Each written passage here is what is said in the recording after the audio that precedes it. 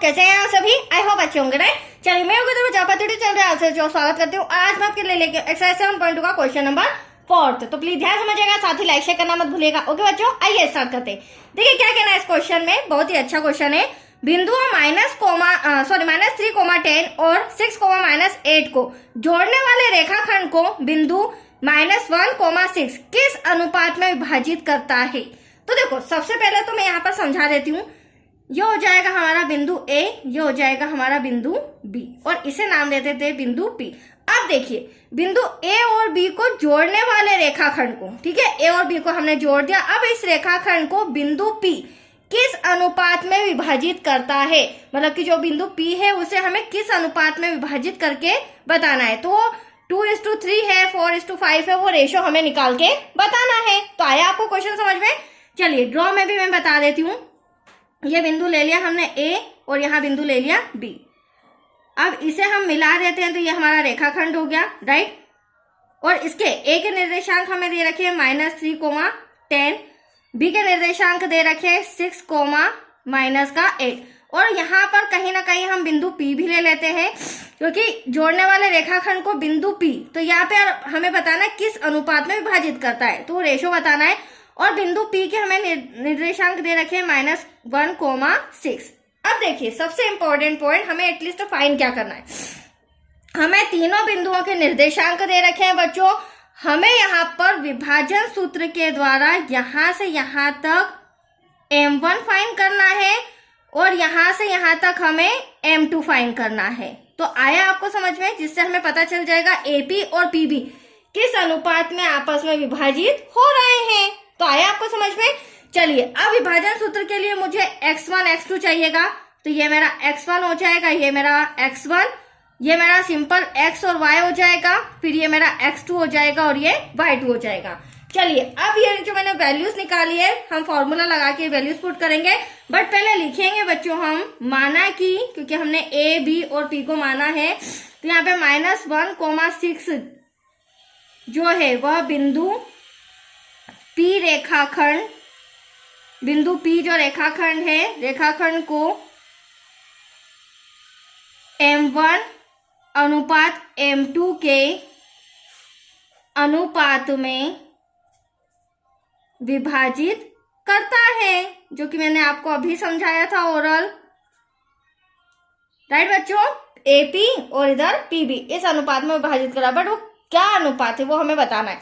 तो वो हम फाइंड करेंगे विभाजन सूत्र से। तो विभाजन सूत्र लगाएंगे हम यहाँ पे x = ध्यान से देखिएगा आप, x = में क्या हो जाएगा हमारा m1 गुणे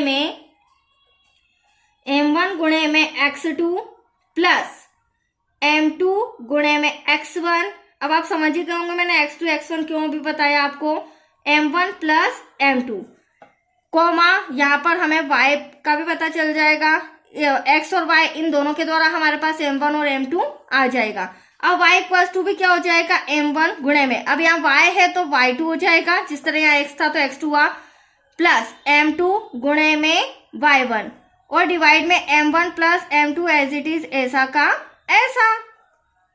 चलिए अब वैल्यू पुट करते हैं बच्चों, क्योंकि ये इंपॉर्टेंट है। अगर आपने सही वैल्यू पुट की होगी तो आपका आंसर भी सही आएगा। तो देखिए x तो मेरा -1 है, तो यहाँ पर मैं -1 लिख देती हूँ। m1 मुझे फाइंड करना है बच्चों, गुणे में x2 आप देख सकते हैं 6 नजर आ रहा है आपको, यहाँ पर 6 ले लेंगे, प्लस m2 हमें फाइंड करना है, गुणे में x1 क्या हो जाएगा -3, तो हमें यहाँ पर ब्रैकेट लगाना होगा, डिवाइड में m1 प्लस m2 ऐसा का ऐसा, क्योंकि यही हमें फाइंड करना है। ओके बच्चों, चलिए आगे आप सॉल्व करते हैं। तो यहाँ पर y = m1 ऐसा का ऐसा गुणे में y2 आप देख सकते हैं -8 नजर आ रहा है, ब्रैकेट क्लोज, प्लस m2 ऐसा का ऐसा गुणे में y1 आ जाएगा हमारा 10, डिवाइड में हो जाएगा यहाँ पर भी m1 प्लस m2। चलिए अब वैल्यू पुट हो गई है, और हाँ सॉरी यहाँ पर y नहीं आएगा, y के प्लेस पर क्या आएगा 6, क्योंकि हमें मध्य बिंदु जो है वो दिए हुए हैं, तो हमें यहाँ पर x और y नहीं निकालना है, हमें यहाँ पे m1 और m2 निकालना है, राइट। चलिए अब इसे सॉल्व करते हैं। तो आप देख सकते हैं सबसे पहली बात तो यहाँ पर m1 प्लस m2 है, डिवाइड में यहाँ कुछ नहीं है तो क्रॉस मल्टीप्लीकेशन करेंगे, तो एटलीस्ट 1 में करेंगे, 1 माइनस का है तो माइनस का m1 फिर माइनस प्लस माइनस का m2 इक्वल टू में जब इसका यहाँ पर 1 में करेंगे तो यही डिजिट आएगी और हैंड टू हैंड हम इसका मल्टीप्लाई भी कर लेते हैं। तो 6 का m में करेंगे 6m1 प्लस माइनस माइनस 3 का m2 में करेंगे, ये हो गया हमारा 3m2 कोमा नेक्स्ट इसके अपॉन में 6 के अपॉन में कुछ नहीं तो 1 क्रॉस मल्टीप्लीकेशन। तो m1 का 6 में करेंगे बच्चों 6m1 आ जाएगा प्लस 6 का m2 में भी होगा। ध्यान से समझिएगा, मैं डायरेक्टली कर रही हूँ, दोनों में होगा, यहाँ भी 6 यहाँ भी 6, जिस तरह यहाँ -1 का यहाँ -1 का। ओके, अब आगे अगर सॉल्व करें तो यहाँ पर आप देख सकते हैं इक्वल्स टू में 8 का m1 में करेंगे -8m1 और इसका 1 में करेंगे तो वही आएगा, तो -8m1। अब यहाँ पर तो एक ही प्लस है तो यहाँ पर प्लस 10m2। तो यहाँ तक कोई डाउट आपको? चलिए अब हम इसे रीअरेंज करते हैं।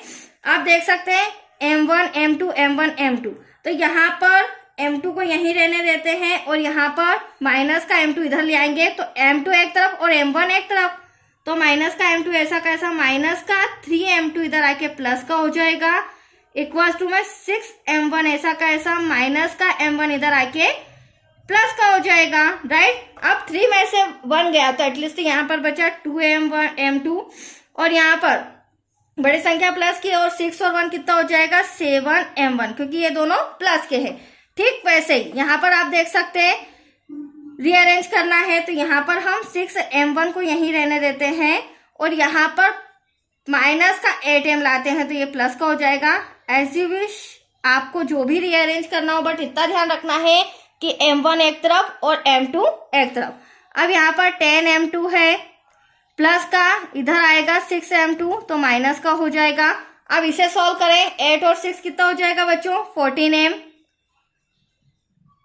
यहाँ पर भी 10 में से 6 गया तो कितना बचा 4m2। अब देखिए वेरी सिंपल, थोड़ा सा कॉपी इस तरह से कर रही हूँ, ध्यान समझिएगा। अब हम ये इंटू में है 2 तो ये डिवाइड में चला जाएगा, या फिर ऐसे भी कर सकते हैं m1 इधर है ना तो एक काम करते हैं 2 ऐसा का ऐसा इंटू 7 में है तो कहाँ जाएगा बच्चों डिवाइड में।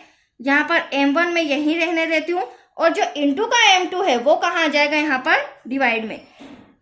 फिर से समझ लीजिए 2 ऐसा का ऐसा इंटू का 7 डिवाइड में और m1 ऐसा का ऐसा इंटू का m2 डिवाइड में। That's clear. ठीक वही प्रोसेस हम यहाँ भी करेंगे। तो यहाँ पर हम m1 ले लेते हैं क्योंकि m1 इधर आगे था और यहाँ पर m1 था तो हमने इसी को डिजिट चेंज की थी। इक्वल्स टू में 4 ऐसा का ऐसा इंटू का 14 कहाँ आ जाएगा डिवाइड में। ठीक वैसे जो m2 इंटू का है वो कहाँ आ जाएगा डिवाइड में। तो अब आप देख सकते हैं दोनों के आंसर आ चुके हैं। ये कैंसिल हो सकता है 2 2 जा 4 और 2 7 जा 14, राइट। अब इसे हमें रेशो में बताना है तो क्या हो जाएगा m1 is to m2 और आ जाएगा 2/7। देखो यहाँ पर मैं लिख देती हूँ m1 is to m2, तो m1 का आंसर आपके सामने क्या था 2 और m2 का आंसर आपके सामने क्या था 7।